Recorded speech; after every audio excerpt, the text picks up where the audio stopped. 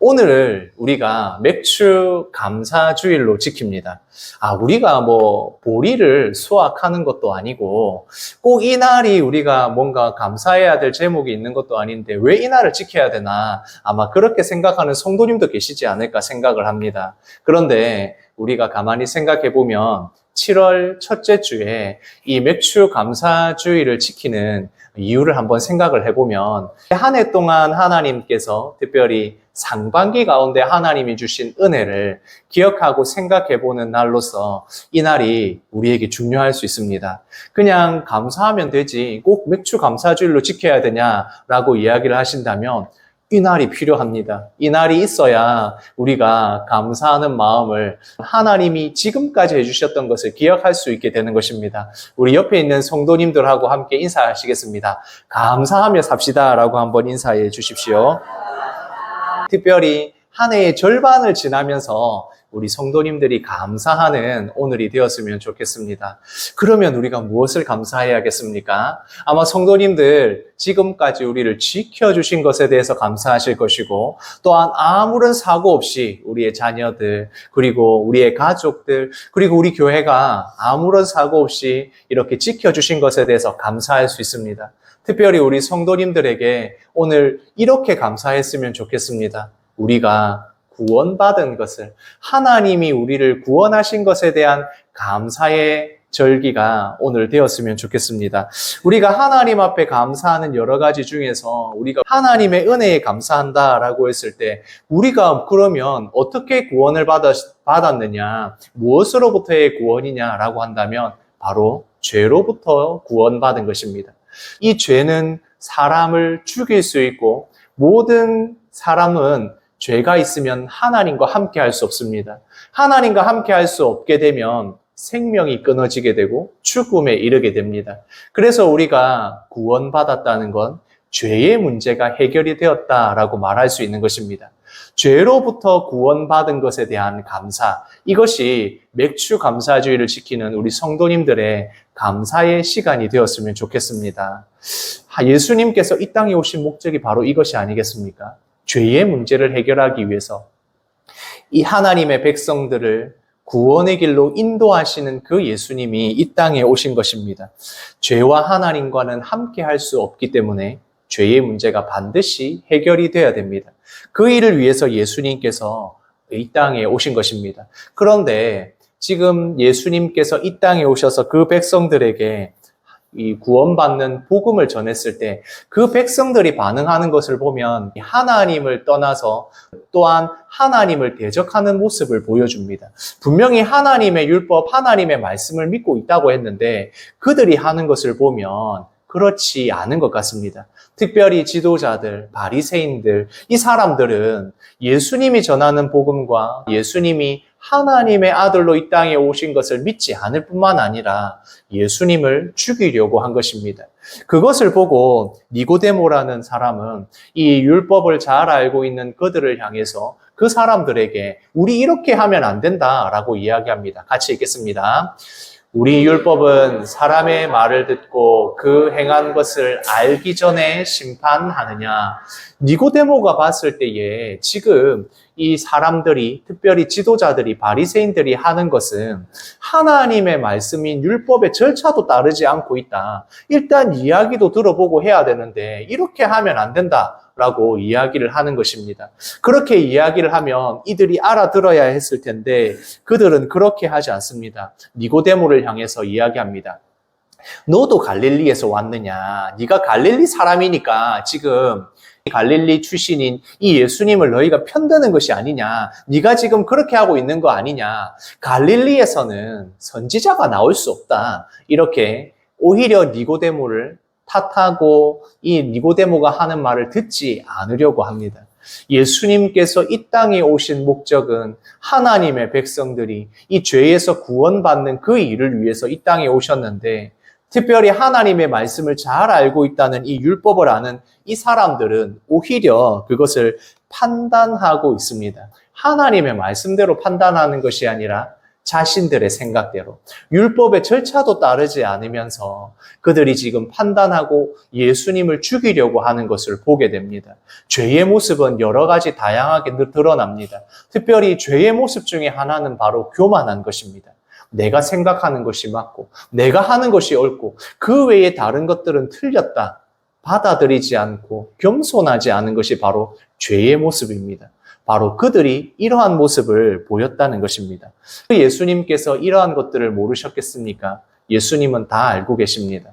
예수님을 반대하는 자들도 예수님을 죽이려고 하는 자들도 다 알고 계십니다. 그렇게 알고 계신 예수님께서는 감람산으로 올라가십니다. 성경에서 말씀하는 예수님이 산으로 가셨다라고 했을 때 이것은 단순히 산책을 위해서 가셨다, 등산을 위해서 가셨다가 아니라 산으로 가신 것은 기도하시기 위해서입니다. 예수님이 산으로 가셨다 그러면 예수님이 기도하러 가셨다라고 보면 되는 것입니다. 수많은 사람들이 예수님을 대적하고 예수님이 보여주신 기적과 그 놀라운 일들 가운데서도 예수님을 대적하고 죽이려고 하는 그것을 아시면서 기도하러 산에 올라가십니다. 여전히 예수님은 하나님의 백성들이 심지어 예수님을 대적하고 죽이려는 그들도 다시 회개하고 돌아오기를 원하십니다. 그래서 예수님은 기도하시는 것입니다. 우리가 기도할 때에 하나님 앞에 응답받기 위해서 나의 필요를 구할 때도 있고 여러 가지가 있겠지만 기도한다는 것은 내가 해결할 수 없는 문제들, 사람의 마음을 움직일 수 없기에 예수 그리스도 앞에 기도하게 되는 것입니다. 우리 성도님들 답답한 일들을 만날 때 여러 가지 우리가 해결될 수 없는 문제 앞에서 우리가 가장 먼저 해야 될 것은 기도하는 것입니다. 예수님이 기도하셨듯이 우리도 기도할 때에 하나님께서 우리에게 응답을 허락해 주실 것입니다. 마음의 문제뿐만 아니라 우리의 상황의 문제들도 해결해 주시는 것입니다. 그렇게 예수님이 기도하시고 성전으로 다시 돌아오셔서 백성들을 가르치십니다. 주의 복음으로 돌아오라. 예수 그리스도를 믿는 것이 구원받는 길임을, 죄의 문제를 해결할 수 있는 유일한 방법임을 그들에게 가르치셨습니다. 그렇게 가르치시는 가운데 바로 오늘 이 사건이 일어난 것입니다. 서기관과 바리새인들이 니고데모의 말을 듣고 네가 지금 갈릴리 사람이라서 그렇지 지금 갈릴리에서 구원자 메시아가 나올 수 있는 줄 아느냐 그렇게 이야기하던 그들이 바로 한 여인을 데려옵니다. 오늘 말씀에서 보면 그 여인이 음행하다가 현장에서 잡힌 여인이라고 되어 있습니다. 음행하다가 현장에서 잡혔다. 이것은 그 현장에서 바로 즉결 처형될 수 있는 판결이 나올 수 있는 여인이었다는 겁니다. 그런데 그런 여인을 왜 이들이 예수님 앞에 데리고 나왔겠습니까? 예수님 앞에 데리고 나온 이유가 있는 것입니다. 이렇게 여인을 데리고 와서는 예수님 앞에서 그 여인을 데려와서 이렇게 이야기하는 겁니다. 예수님, 당신이면 이 여인을 어떻게 하겠습니까? 라고 이야기를 하는 겁니다. 율법에서 따르게 되면 이 여인은 음행 중에 잡혔으니 돌로 쳐서 죽이는 처형을 해야 되는 것이 맞습니다. 그래서 그렇게 처형을 하면 되는데 꼭 예수님 앞에 데려온 이유가 있는 것입니다. 왜 그렇겠습니까? 이 예수님을 함정에 빠뜨리려고 하는 것입니다. 율법의 절차대로 따르면 이 여인은 죽어 마땅한 돌에 맞아 죽어야 하는 여인입니다. 그런데 지금 이 이스라엘은 로마가 통치하고 있습니다. 그러니까 로마법을 따라야겠지요. 로마법을 따라서라면 이 여인을 함부로 죽일 수가 없습니다.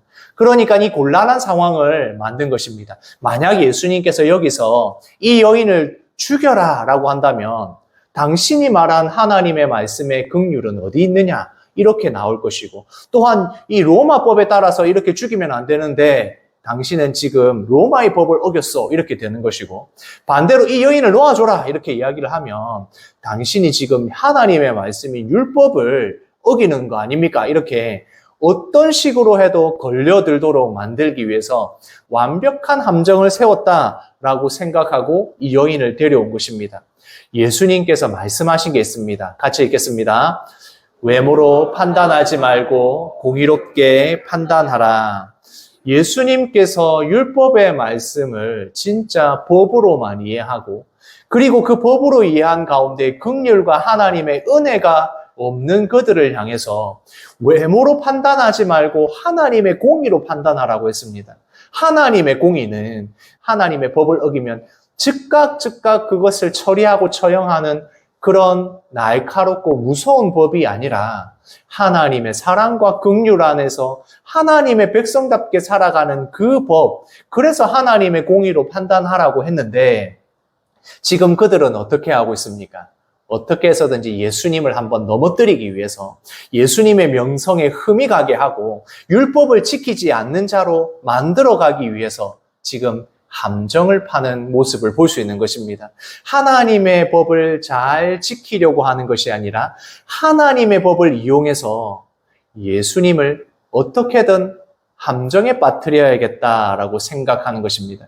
오늘 이 말씀을 보면 이것은 참 벗어날 수 없는, 빠져나갈 수 없는 함정을 만든 것입니다. 얼마나 연구를 했겠습니까? 어떻게 하면 이 예수님이 율법을 어겼다고 만들 수 있을까? 어떻게 하면 예수님이 저 수많은 사람들에게 인기가 떨어지게 하고 그래서 우리가 저 예수님을 잡아서 죽일 수 있을까? 이것을 연구하던 그들이 만들어낸 함정이 바로 이 여인을 데려온 문제였다는 것입니다. 만약에 제가 이런 문제에 빠졌다면 정말 곤란했겠다 그런 생각이 들었습니다. 그렇게 예수님 앞에 당신은 어떻게 하겠소? 지금 이 여인을 어떻게 해야겠소? 라고 물었을 때 예수님께서는 몸을 굽혀서 손가락으로 땅에 쓰셨습니다. 성도님들 읽으시면서 그렇게 궁금해하지 않으셨습니까? 과연 예수님이 무엇을 쓰셨을까? 도대체 땅에다가 뭐라고 썼길래 이 사건이, 이 문제가 그렇게 해결이 되었을까? 의문을 가져보시지 않으셨습니까? 저는 예전에 어릴 때 성경을 읽으면서 과연 예수님이 이곳에 무엇을 썼을까? 굉장히 궁금해했던 기억이 납니다. 그런데 여기서 성경에는 예수님이 쓰신 내용에 대해서 나오지 않습니다. 왜 그럴까요? 그 쓰신 내용이 중요하지 않기 때문에 그렇습니다. 그러면 여기에서 무엇을 가장 중요하게 이야기하는 겁니까? 예수님이 몸을 굽혀서 쓰셨다는 겁니다. 몸을 굽혀서 쓰신 것이 중요합니다. 그러면 우리는 이 말씀을 보고 우리가 이 생각을 떠올려야 되는 것입니다. 하나님께서 이스라엘 백성들을 출애굽시키시고 광야 시내산 가운데에 하나님의 율법을, 하나님의 말씀을 십계명의 두 돌판을 주십니다. 그때 모세에게 하나님이 주셨을 때 처음 증거판을 주셨을 때 어떻게 하셨습니까? 하나님이 그 돌판에 친히 쓰셨더라라고 되어 있습니다. 그러니까 여기에서 예수님이 몸을 굽혀서 쓰셨다. 이것은 어떤 것을 떠올리게 하는 것입니까? 하나님의 율법이 모세에게 주셨을 때 그것을 하나님이 친히 써서 주셨던 그것을 떠올리게 하고, 예수님이 지금 이 율법의 문제를 두고 곤란한 함정을 빠뜨리는 사람들 앞에서 친히 예수님이 쓰시는 모습을 우리에게 알려주십니다. 이 말이 무슨 말입니까? 하나님께서 율법을 주셨고 또한 그 율법을 주시는 하나님이 보내신 예수님, 다시 말하면 예수님이 바로 이 율법을 주신 분인데 그 율법을 주신 분이 바로 이 문제를 해결한다는 것입니다.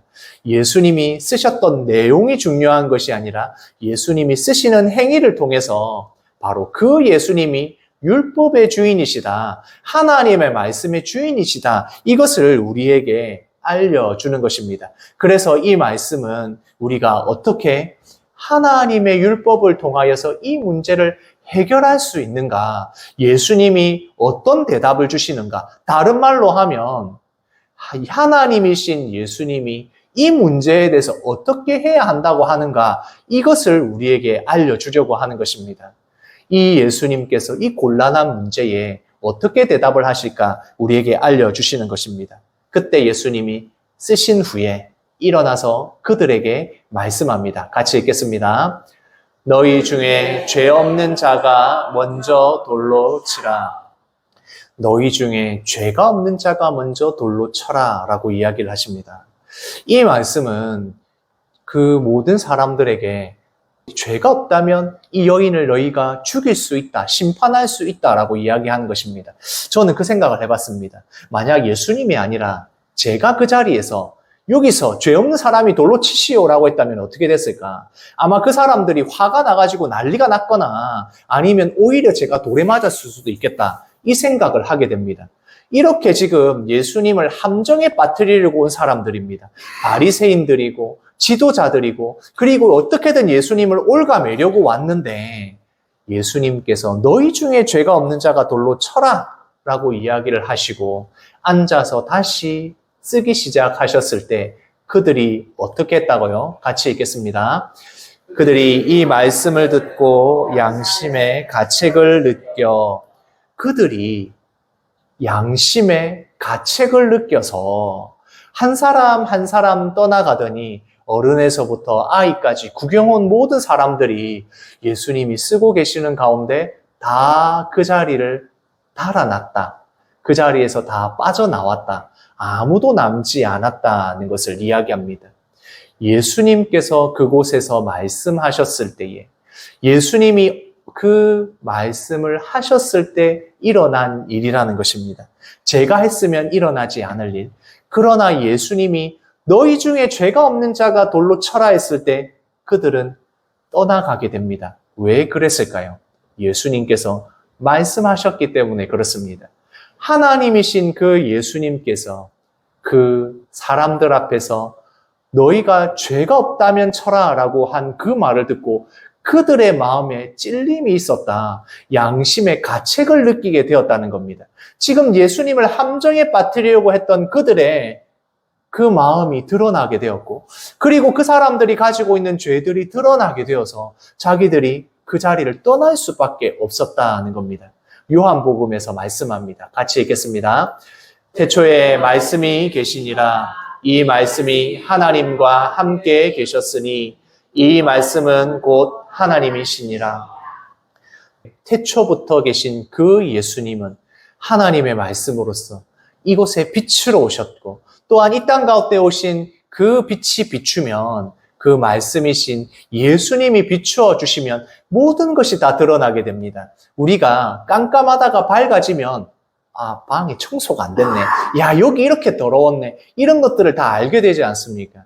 바로 예수님이 그 빛을 비추어 주셨을 때 예수님이 말씀하시니 그들이 예수님을 믿지 않고 영접하지 않았지만 그들의 마음이 다 드러나게 된 것입니다. 환하게 밝은 빛 앞에서 그들의 죄가 드러나고 그들의 죄가 다 드러나니까 그 여인을 정죄하지도 예수님을 함정에 빠뜨리지도 못하고 다 달아나게 되었다.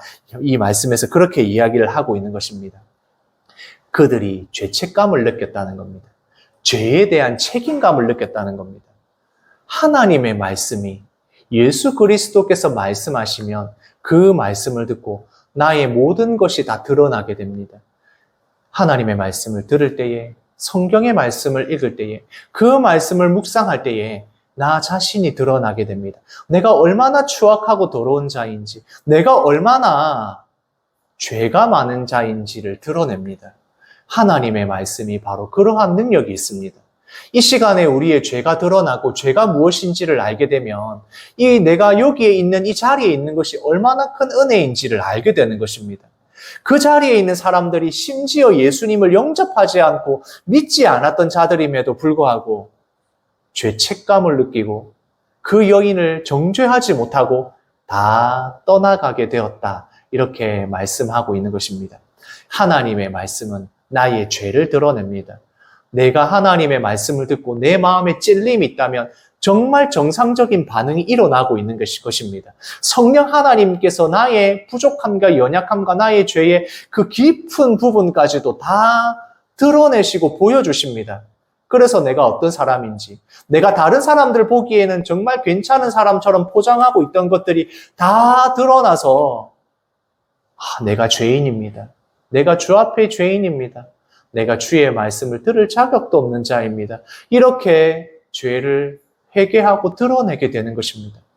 하나님이 말씀하실 때에, 하나님이신 그 예수님이 말씀하실 때에 바로 그들의 죄가 드러났고 그들이 이렇게 반응하게 된 것입니다. 그렇게 한참 예수님이 쓰시다가 보니 아무도 남지 않았습니다. 그 자리에는 예수님과 그 여인만 남아 있습니다. 그래서 예수님이 그 여인에게 물어봅니다. 너를 고발하던 그들이 어디 갔느냐? 너를 고발하던 그들이 어디 있느냐? 이렇게 물으니 여인이 다 가고 없습니다. 여기에는 아무도 없습니다. 라고 이 여인이 이야기를 하는 것입니다. 지금 이제 이 상황이 어떻게 된 것입니까? 율법에 따르면 이 여인은 음행하다 현장에 잡혔고, 현장에서 잡혔다는 건 증인들이 있다는 말입니다. 증인들이 있고 고소하는 기소자가 있다는 말입니다. 그러면 이 여인은 죽을 수밖에 없습니다. 법의 절차에 따라서 땅땅땅 때리면 그대로 이 여인은 돌에 맞아 죽어야 하는 사람입니다. 그런데 지금 어떻게 되었습니까? 이 여인을 고소하는 자들도 다 가버렸고, 이 여인이 죄를 범했다는 것을 증명할 수 있는 증인들도 다 떠나버렸습니다. 그러면 재판이 없어진 겁니다. 기소하던 자들이, 고소하던 자들이 다 없어져 버려서 이 재판이 이루어질 수가 없게 된 것입니다. 그러면 이 여인은 죄가 없어졌습니까? 이 여인이 가지고 있었던, 행했던 그 죄가 없어졌습니까? 그렇지 않습니다. 다만 재판 자체를 할 수가 없게 된 것입니다. 율법의 절차에 따라서 이 여인을 정죄할 수 있는 사람이 다 사라져 버리고, 이제 이 여인은 죄는 있지만 재판에 넘겨지지 않는 상황이 된 것입니다. 이제 예수님께서 말씀합니다. 너를 정죄한 자들이 없느냐라고 물으십니다. 이 여인은 네, 다 가버리고 그들은 이제 없습니다 라고 이 여인이 대답을 합니다. 그러면 이제 이 여인을 정죄할 수 있는 사람은 단 한 사람밖에 남지 않았습니다. 예수님이 바로 이 여인을 정죄할 수 있는 유일한 사람으로 남았습니다. 죄가 없으신 그 예수님이 지금 이 자리에서 이 여인을 판단하실 수 있습니다. 만약 예수님이 죄가 있다라고 하면 그 여인은 처벌을 받아야 마땅합니다. 그런데 예수님께서 이 여인에게 어떠하게 말씀을 하십니까? 예수님은 그 여인을 정죄하지 않으십니다. 그런데 만약 예수님께서 이러한 권한과 능력이 있는 것, 사실 하나님의 법인 율법은 예수님이 주신 것이고, 그러면 예수님에게 이 모든 권한이 있습니다. 과거를 생각해 보면 왕이라고 한다면, 이 모든 법을 만든 사람이라고 한다면 어마어마한 권한을 가지고 있습니다. 그래서 그러한 권한을 가진 사람은 내가 특별히 너를 사면해 줄게. 네 죄 없다는 거 내가 그냥 죄가 없다고 할게 하면 끝이 나는 겁니다. 그 정도의 권한이 예수님에게 분명히 있습니다. 그런데 어떻게 합니까? 예수님은 그렇게 하지 않으십니다. 율법의 절차와 이 모든 것을 따라서 이 여인을 정죄할 수 있는 고소한 사람들이 다 사라질 때까지 기다리십니다. 율법의 절차에 따라서 이 여인이 죄가 있다고 물을 사람이 다 사라지고 난 뒤에 예수님께서 말씀하십니다. 율법을 하나님이신 그 예수님, 만드신 그분께서도 율법의 절차를 따라서 이 일을 하고 계시는 겁니다. 즉 다시 말해서 예수님도 이 모든 하나님의 법을 하나님의 말씀대로 행하신다는 걸 우리에게 보여주는 것입니다. 예수님이 이 여인에게 말씀하십니다. 같이 읽겠습니다. 나도 너를 정죄하지 아니하노니. 예수님께서 판단할 수 있는 마지막 남은 유일하신 그 분께서 말씀하십니다. 나도 너의 죄를 판단하지 않겠다. 너의 죄가 있는 것 알지만 내가 너의 죄를 용서하겠다. 너의 죄를 묻지 않겠다라고 말씀합니다. 이제 이 여인은 자유를 얻게 됩니다. 모든 율법의 절차에 따라서 벌받아야 하는 사람임에도 불구하고 죄로 인해서 죽을 수밖에 없고 돌에 맞아 죽어야 하는 그 죄를 저질렀음에도 예수님께서 정죄하지 않으신다고 인정해 주셨으니 이 여인은 살게 되는 것입니다. 예수님께서 이어서 말씀합니다. 같이 읽겠습니다. 가서 다시는 죄를 범하지 말라. 예수님께서 죄를 이제는 내가 너의 죄를 묻지 않겠으니 이제 가서 다시 죄를 범하지 말라 하시며 이 여인에게 자유를 주시는 것입니다. 예수님께서 하시는 말씀을 우리가 잘 생각해야 됩니다. 같이 읽겠습니다. 나도 너를 정죄하지 아니하노니 가서 다시는 죄를 범하지 말라. 예수님께서도 정죄하지 않으시겠다. 우리의 죄를 용서하시겠다 하셨습니다. 그러나 우리가 죄 용서받은 사람으로서 살아갈 때 가장 중요한 것은 다시는 죄를 범하지 않도록, 우리의 삶 가운데 죄가 들어오지 않도록 하나님의 말씀대로 살려고 애쓰며 살아야 한다는 것입니다. 이미 우리가 구원받았으나 구원받은 자의 삶을 살아야 하는 것입니다. 오늘 우리가 맥주 감사 주일로 지킵니다. 우리에게 가장 감사한 일이 무엇이겠습니까? 한 해의 절반이 지나간 지금까지 하나님이 지켜주신 은혜, 아무런 사고 없이 우리를 강건하게 해주신 은혜, 모든 것을 감사할 수 있습니다. 그러나 그 가운데에 죽을 수밖에 없었던 죄, 죄의 문제는 우리가 해결할 수 없고 여전히 죄 가운데 있는 우리를 용서하시고 죄 없다고 하신 그 예수 그리스도의 은혜, 그것으로 말미암아 우리가 구원받은 이것이 우리 맥주 감사주일, 우리 영대교회 성도님들에게 가장 큰 감사거리가 되는 우리 성도님들 되시기를 소원합니다. 아멘.